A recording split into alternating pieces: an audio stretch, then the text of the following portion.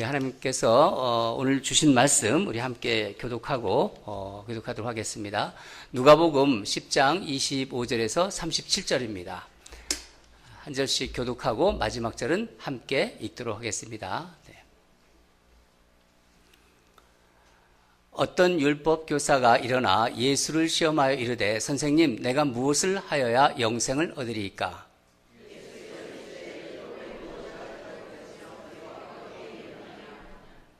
대답하여 이르되 내 마음을 다하여 목숨을 다하여 힘을 다하여 뜻을 다하여 주 너의 하나님을 사랑하고 또한 내 이웃을 내 자신같이 사랑하라 하였나이다.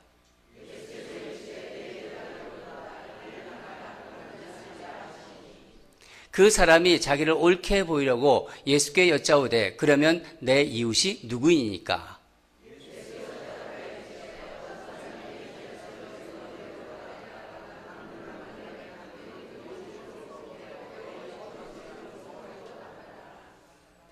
마침 한 제사장이 그 길로 내려가다가 그를 보고 피하여 지나가고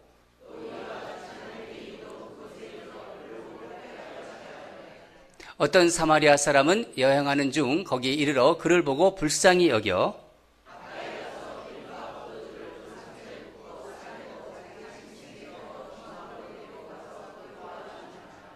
그 이튿날 그가 주막 주인에게 데나리온 2를 내어주며 이르되 이 사람을 돌보아 주라. 비용이 더 들면 내가 돌아올 때에 갚으리라 하였으니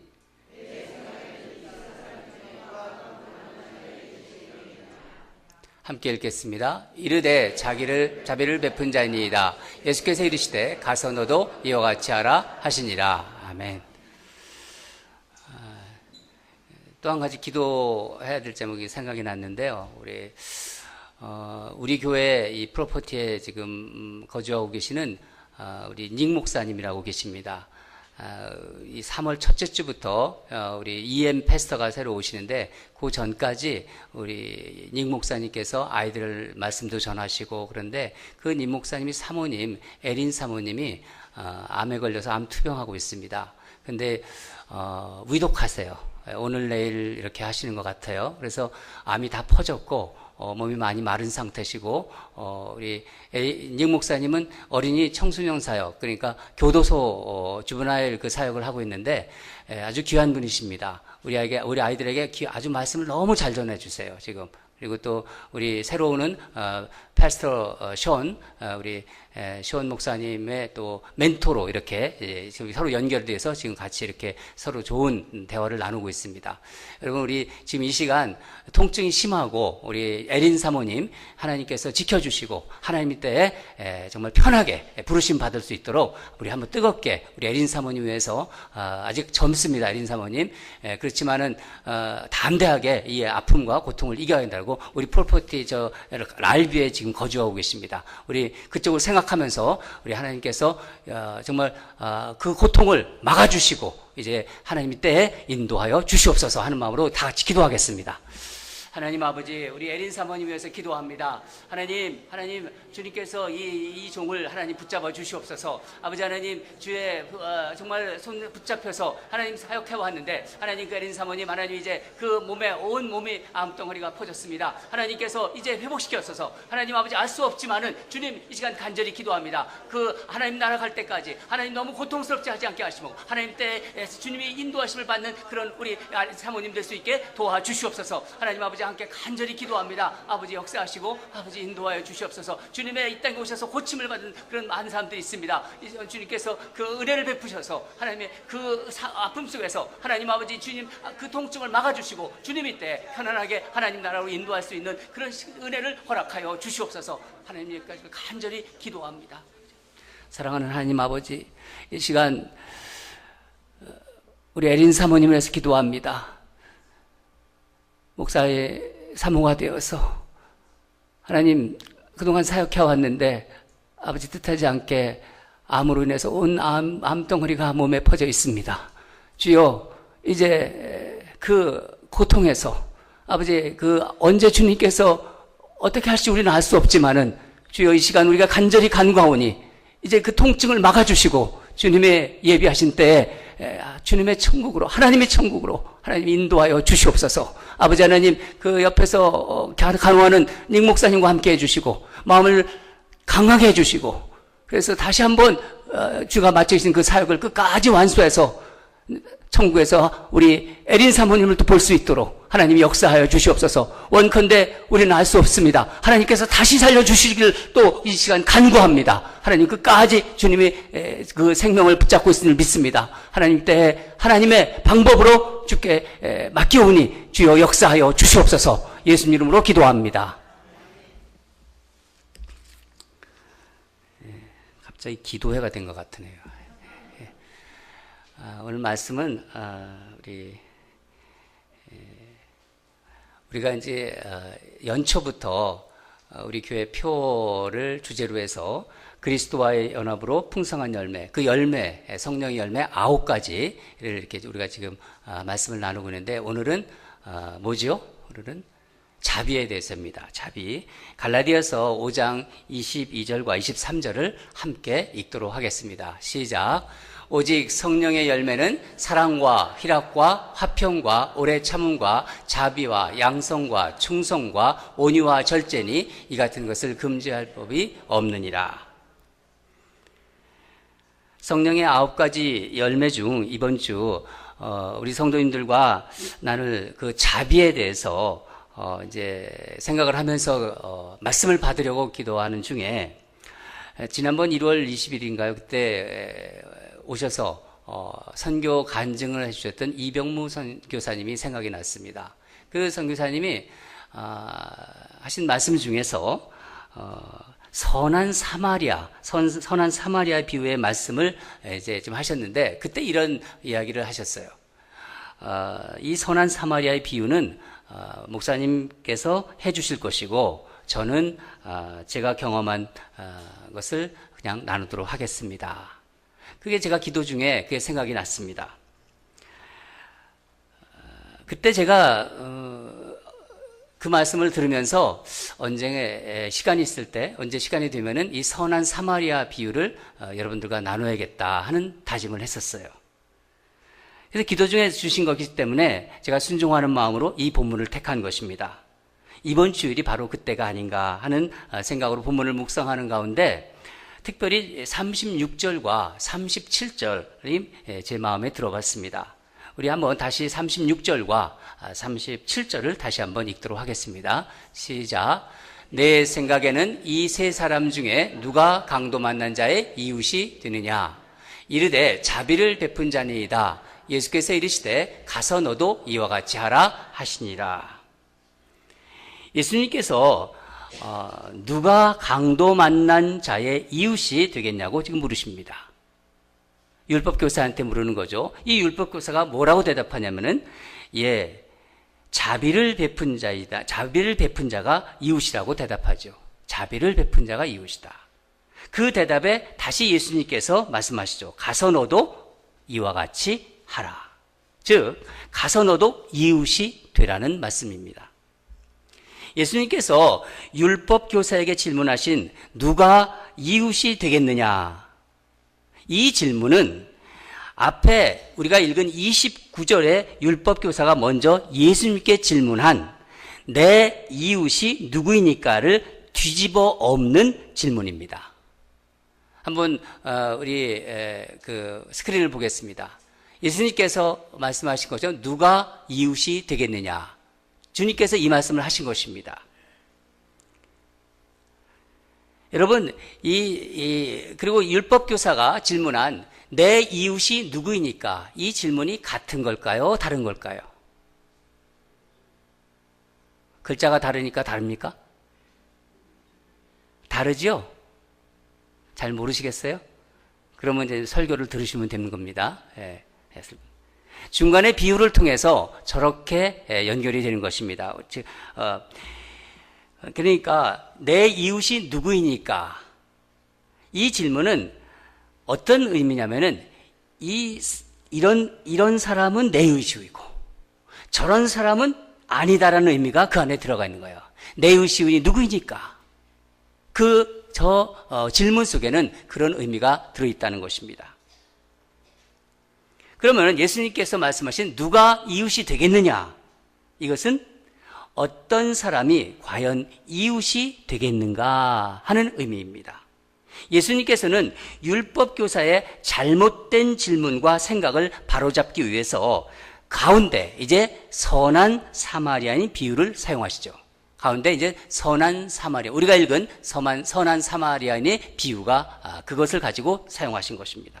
그러니까 선한 사마리아인의 비유는 내 이웃을 내 몸과 같이 사랑하라 는 율법을 실천하기 위해서 그 대상이 있어야지. 그 대상, 그러니까 내가 사랑해야 할 이웃이 누구인가 라는 질문을 누가 사랑이 필요한 이웃이 되겠는가 라는 질문으로 바꾸는 비유라고 볼 수 있겠죠. 여러분, 제가 말씀하는 거 좀 잘 따라오고 계세요? 그게 그건 것 같아요? 그러니까 예수님은 율법 교사의 틀린 질문을 가지고, 잘못된 질문을 가지고 맞는 답으로 유도하신 것이죠. 질문의 7가지 힘이라는 책이 있습니다. 제가 경영학을 공부할 때 읽은 책인데, 좋은 질문이 좋은 답을 가져온다는 질문의 힘을 강조한 책입니다. 여러분, 우리는 살아가면서 많은 질문을 하면서 살아가요. 그리고 스스로에게도 질문을 합니다. 다른 사람에게도 물론 질문하지만. 오래전에 제가 읽었던 책 중에서 기억에 남는 하나의 에피소드인데, 미국으로 이민 온 가정에서 있었던 재미있는 에피소드였습니다. 제가 기억을 더듬어서 생각을 좀 정리해 봤습니다. 한 아이가 이제 좀 뭔가 잘못을 해서 엄마에게 혼나고 막 울고 있었어요. 엄마가 막 야단을 치우니까 아이가 울었던 것이죠. 화가 아직 풀리진 않은 엄마가 아이에게 너 뭘 잘했다고 우느냐고 또 야단을 쳤어요. 우는 아이에다가 또 야단을 친 거죠. 네가 뭘 잘했느냐, 뭘 잘해서 이렇게 울고 있느냐. 시간이 지나서 이제 아이의 울음도 그치고 또 기분이 이제 아이가 풀어질 때쯤 해서 엄마가 그 야단친 게 좀 혼내는 게 안쓰러워서 아이에게 간식을 주면서, 왜 그런 거잖아요. 엄마들이 이제 아이를 혼내고 나서 아이 마음을 좀 달래주려고 그러지 않습니까? 네, 그런 어떤 장면이었는데, 그때 아이가 물었습니다. 엄마, 그런데 뭘 잘하면 울 수 있어요? 이게 말이 이상하잖아요. 어리둥절한 엄마가 그게 무슨 말이냐? 이렇게 했더니, 아까 자기가 막 울 때 엄마가 너 뭘 잘했다고 우냐고 하지 않았냐고.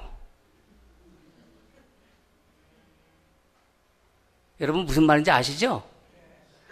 아마 이 아이는 그 질문을 곰곰이 생각하고 있었던 것 같아요. 뭘 잘하면 울 수 있을까? 이게 이민가정에서 있었던 일이에요, 실제로. 엄마는 대답을 못했죠. 사실 우리는 뭘 잘해서 뭐 우는 건 아니잖아요. 그냥 슬프면 우는 거죠. 우리가 하는 질문들을 곰곰이 따져보면요, 이치에 맞지 않는 것이 많습니다. 본문의 율법교사의 질문, 내 이웃이 누구입니까? 내 이웃이 누구입니까? 이 질문도 마찬가지입니다. 이 질문은 이웃과 이웃이 아닌 사람을 구분하는 것이 당연한 것이고, 따라서 우리가 자비를 베풀어야 할 사람과 베풀지 않아도 될 사람을 나누는 이것을 정당화시키는 거예요. 정당화하는 거죠. 이웃과 이웃이 아닌 사람들 사이에 일종의 금을 긋는 거예요. 선이라고 하죠. 우리는 뭐 금이라고 하고 선이라고. 나와 가까우면 이웃이고, 공통점이 있으면 이웃이고, 생각이 맞으면 이웃입니다. 여러분, 세상은요, 이렇게 편가르기에 아주 능숙하고 익숙합니다.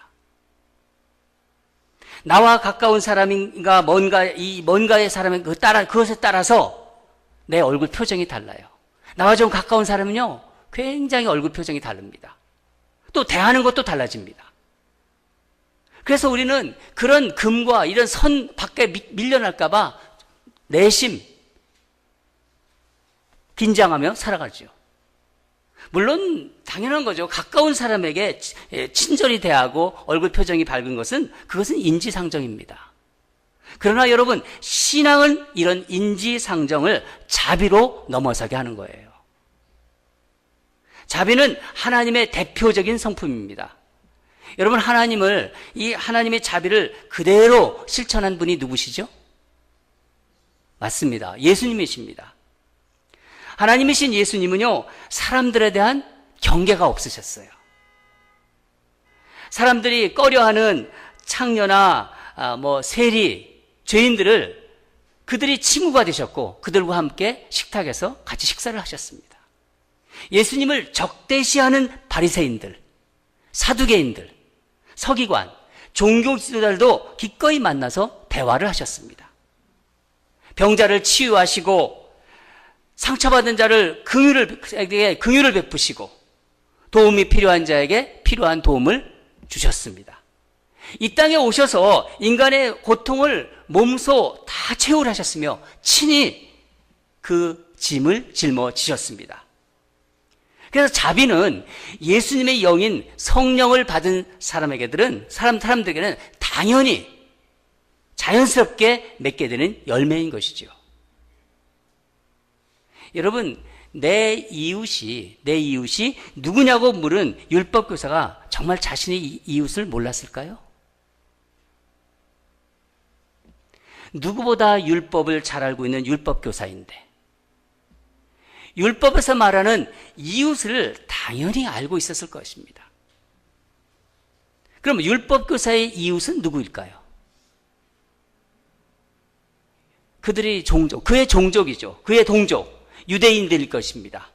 그러니까 율법교사가 생각하는 그 마음속에 있는 그의 이웃은 자신들이 동족이지만은 또 그 이외의 사람, 사마리아 사람이라든가, 물론 창녀나 세리나 이런 어떤 의롭지 못한 사람, 또 이방인들은 물론 거기서 제외되어 있었을 것입니다.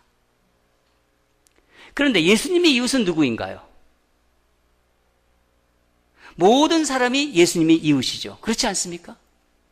특히 사람들이 멀리하는 아까 말씀드린 이런 창녀나 세리나 이런 죄인들, 이 죄인들도 다 예수님에게는 이웃이었습니다. 예수님께서는 이 율법교사를 마음을 다 들여다보고 계신 것이죠. 이제 이 잘난 척하는 율법교사에게 하나님의 자비, 이웃사랑의 진정한 마음과 실천이 어떤 것인지를 알려주시고자 이야기를 꺼내십니다. 어떤 사람이 예루살렘에서 여리고를 내려가다가 강도 만난 그 이야기를 이제 꺼내십니다. 이 이야기는 실제로 있었던 일이기도 할 수 있고 또 예수님께서 예화를 하기 위해서 지어낸 일이기도 했습니다. 어떤 건지 상관없지만은 실제로 예루살렘에서 여리고로 내려가는 그 길은 한 27km 정도가 되고 굉장히 구불구불하고 강도의 출몰이 많았다고 합니다. 한 강도 만난 사람이 이제 강도를 만나서 몸을 다쳤죠. 피를 흘리고 있는데 지나가던 제사장이나 레위인은 그냥 피하여 지나갔다고 합니다. 여러분, 오늘날로 말하면 누구죠?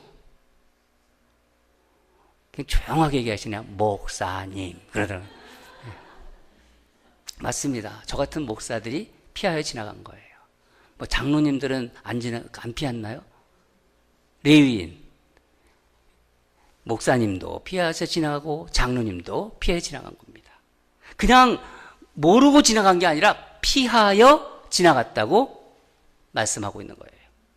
마치 우리가 이렇게 운전하다 보면요, 이렇게 가끔 이렇게 보면은 동물들이 죽어 있잖아요, 길거리에. 그럼 우리 차가 그걸 지나갑니까? 싹 피해 가잖아요. 또 어디 우리 산책하다 보면 요즘 개들이 많아서 개똥들이 너무 많잖아요. 개똥을 확 밟고 지나갑니까? 싹 피해 지나가잖아요. 그런 거와 지금 비슷한 겁니다. 그런데 사마리아인은 어땠다는 거예요? 우리 33절과 34절을 읽도록 하겠습니다. 33절과 시작. 어떤 사마리아 사람은 여행 중 거기에 이르러 그를 보고 불쌍히 여겨 가까이 가서 기름과 포도주를 그 상처에 붓고 싸매고 자기 짐승에 태워 주막으로 데리고 가서 돌보아 주니라. 사마리아인은 그를 불쌍히 여겨 돌보아 주었다는 거예요. 오늘날로 말하면 누구일까요? 누구죠? 예, 그렇습니다. 예수 안 믿는 불신자들. 그런 사람들이나 종교인들이 경멸하고 멸시하는, 그래서 상종하지 않는 그런 사람이 이 강도 맞은 사람을 돌봐 주었다는 것입니다. 자기 시간과 노력을 들이고 자기 돈까지 들어가면서 이웃사랑의 구체적인 실천을 한 것입니다. 여기서 불쌍히 여기다, 이 말은 무슨 말이냐면 고통받는 자를 보고 느끼는 감정입니다. 예수님께서 이 땅에 오셔서 우리를 보면서 병든 자를 보고 연약한 자를 보면서 불쌍한 마음을 가졌습니다. 바로 그 마음입니다. 원어적으로 말하면은 프랑크 조마이라는 말인데, 이 프랑크 조마이라는 말은 예수님께서 불쌍하다고 얘기할 때 쓰신 말입니다. 목자 없는 양 같은, 목자 없는 그 양 같은 불쌍한 자들을 보셨다고 했습니다. 그때도 똑같은 이 말을 쓰신 것입니다. 고통받는 자, 병든 자를 보시고 품었던 마음입니다. 창자가 끊어지는 듯한, 프랑크 조마이, 창자가 끊어지는 듯한 아픔, 애간장이 타는 아픔, 이 마음, 불쌍한 마음입니다. 대상이 누구든지 어려움 속에 처한 사람을 보고 품는 하나님의 자비의 마음입니다. 하나님의 자비의 마음. 사마리아인이 이 마음이 있었던 것입니다. 그에게는 쓰러져 있는 사람이 자신의 동족인지 아닌지가 상관이 없어요. 강도 맞은 사람이 강도를 대비해서 얼마나 준비를 철저히 했는지 이런 것과 상관이 없어요. 관심이 없어요. 피 흘리고 있는 사람이, 이 사람이 어떤 인격이 사람인가, 이것도 관심이 없어요. 이 사마리아인이 본 것은 단지 쓰러져 있는 사람의 고통이었습니다. 여러분, 우리는 저를 봐도 그런 경향이 좀 있는 것 같아요. 제가 말씀을 준비하면서 저 자신을 이렇게 살펴봤습니다. 그리고 우리 교회 성도들도 살펴보고, 다른 사람의 고통에 대해서 이렇게 조금 자기 나름대로 생각하는 면이 있어요. 자기 나름대로 이렇게 판단한다는 거죠. 분석한다는 거죠. 그런 습성. 왜 그 사람은 그렇게 고통스러운가? 왜 그 사람은 그렇게 그런 고통을 당하는가? 그런 질문을 던지는 거죠. 특히 내가 생각하는 어떤 금이라고 할까? 아까 제가 금이라고 했지 않습니까? 선. 이 선 밖의 사람들에 대해서 아주 단호합니다. 그러면서 누군가 아프다. 또 아프다. 무슨 음식을 잘못 먹었다. 잘못된 음식 습관을 가졌으니 병에 걸리는 것은 당연한 거 아닌가. 그런 생각도 하게 돼요. 성격이 그 사람 나쁘니까 외로운 것도 당연해. 아유, 그 성격이 못돼가지고 그거 외로운 거야. 상황 파악을 못해요. 이 사람은 또 이 상황 못하니까 왕따를 당하는 것은, 아이고, 그 왕따 당하는 거 뭐 그럴 수 있는 거지. 워낙 그 사람 상황을 파악을 못해. 또 그 사람 얼마나 게을러, 근면하지 않고. 그러니까 맨날 가난에 찌들려 사는 거지. 그래서 남들에게 무시당하면서 사는 것도 남을 탓할 일이 아니라고 생각합니다. 어떤 때는요, 심지어 내가 그렇게 될 줄 알았어. 그런 말 하잖아요. 그러면서 고개를 끄덕입니다. 그러면서 그가 겪는 고통은 자신이 잘못한 결과이기 때문에 자비를 베풀 이유가 없다고 그렇게 결정해버려요. 만일 아무 잘못이 없는 선한 사람이 고통을 겪는다면 그때는 정말 내 몸을 돌보듯이 그를 돌볼 수 있다고 생각하면서,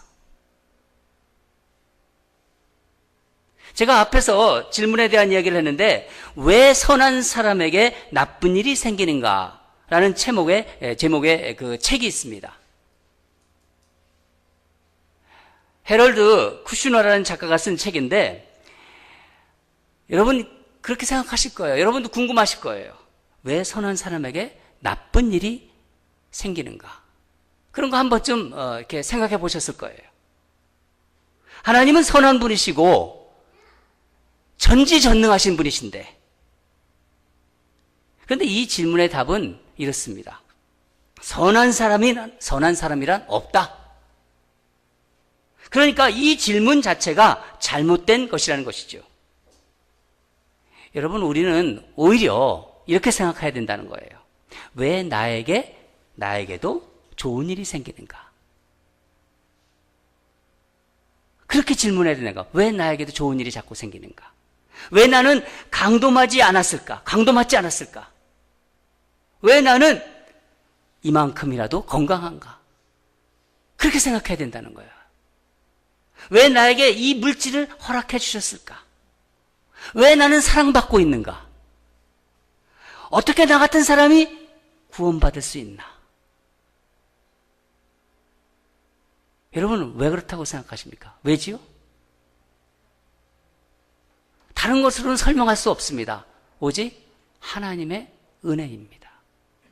하나님이 사랑이고 하나님이 사랑 때문이고 하나님이 자비하심 때문이라는 거예요. 그래서 자비는 예수님의 영인 성령을 받은 사람들이 당연하게 맺는 열매라는 것입니다. 여러분, 나에게 예수님이 자비가 있다면은 나에게만 머물러 있지 않습니다. 하나님의 은혜로 강도맞지 않은 내가 강도 맞은 사람을 돌보고, 내가 가진 건강으로, 내가 가진 물질로, 내가 가진 사랑으로 고통 중에 있는 사람들을 찾아가 돌보게 된다는 것입니다. 자비란 말은 히브리어로 두 가지로 쓰이고 있습니다. 여러분이 잘 아시는 헤세드란 말이 바로 자비입니다. 그 헤세드란 말은 또 충성이란 말도 연결되어 있고 친절이란 말도 연결이 되어 있습니다. 이 헤세드란 말에 대해서는 여러분이 잘 아시기 때문에 설명하지 않을 것이고, 또 한 가지 말이 있는데, 단어가 있는데 라함이란 단어입니다. 라함. 이 라함은 긍휼히 여기다라는 뜻이에요. 긍휼히 여기다. 원래는 여성의 그 태죠. 자궁, 여성의 태, 이 자궁이라는 뜻에서 온 말입니다. 그래서 같은 태에서 나온 사람들에 대한 감정이며 이것이 자비란 의미로 발전된 것입니다. 그러니까 내가 다른 사람과 하나라는 의미이며, 특히 불행에 빠진 사람들, 불행에 처한 사람들에 있는 그 고통을 자신의 고통으로 느끼는 거예요. 그게 라함입니다. 여러분, 우리 다른 사람의 고통 앞에서 왜라든가 이런 질문, 그런 왜라는 질문을 자꾸 하면서 그 사람의 고통을 자꾸 분석해 보려고 하고 그 사람의 삶을 난도질하지 맙시다. 그런 경향이 있는데 우리 오늘 이 말씀 들으면서 내가 그런 경향이 있었구나, 그 사람의 고통을 자꾸 내가 분석하려고 하지 말고 이렇게 난도질하지 말자는 거예요. 사람들이 고통을 또한 무관심하게 피해가지도 하지 맙시다. 레위인이나 제사장들처럼. 오늘 예수님께서 너도 가서 이와 같이 하라, 가서 너도 이와 같이 하라, 그렇게 자비를 베풀라고 말씀하고 있습니다. 이 말씀은 너도 그의 이웃이 되거라. 이 말씀을 듣고 있는 율법교사는 혼돈에 빠졌을 거예요. 이 율법교사는 사마리아인은 자신의 이웃이 될 수 없다고 생각했는데, 상종도 하지 말아야 될 사람, 자신의 블랙리스트 넘버 1, 그렇게 생각할 수도 있었을 거예요. 상종하지 않을 사람들, 여러분들이 마음속에 혹시 나는 이 사람 평생 나는 보고 싶지 않아, 그런 사람이 있어요? 그 사람들이 블랙리스트예요. 있는 분 손 들어보세요. 하나도 없겠죠.